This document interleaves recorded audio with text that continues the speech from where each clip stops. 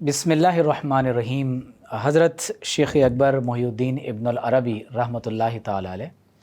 अपनी किताब फुतूहात मक्किया के बाब नंबर 65 में अपने वसाया आप बयान फरमाते हैं, और आप फरमाते हैं कि ये बाब उन पुरअज़ हिकमत नसीहतों के बारे में है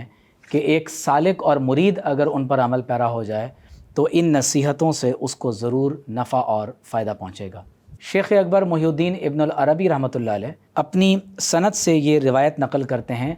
कि जिस किसी शख्स ने सूरह फ़ातिहा को बिस्मिल्लाहिर्रहमानिर्रहीम के साथ एक ही सांस में पढ़ा तो इसकी फ़जीलत यह है कि अल्लाह तबारक व तआला फरमाता है कि बेइज़्ज़ती व जलाली व जूदी व करमी, मुझे अपनी इज़्ज़त, जलाल, जूद व सखा और अपने करम की कसम, मन क़रअ बिस्मिल्लाहिर्रहमानिर्रहीम मुत्तसिलतन बिफ़ातिहतिल किताब मर्रतन वाहिदा, जिसने सूरह फ़ातिहा को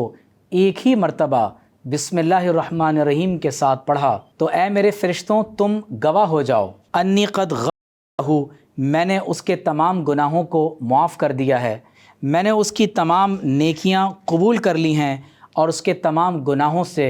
तजावुज़ फरमा लिया है। और अल्लाह ताला फरमाता है कि मैं इसकी ज़बान को कभी जहन्नम की आग से नहीं जलाऊँगा, इसे अज़ाब क़ब्र से महफूज रखूँगा और अज़ाब क़यामत से, और जिस दिन लोग परेशानी की हालत में होंगे मैं उससे फ़ज़ा और परेशानी का अज़ाब भी दूर फरमा दूँगा। कोशिश कीजिए कि शेख अकबर अलैह रहमा की इस रवायत करदा हदीस को सुनने के बाद हम एक मरतबा ज़रूर बेज़रूर एक ही सांस में बिस्मिल्लाहिर्रहमानिर्रहीम के साथ सूरह फ़ातिहा की तिलावत ज़रूर करें।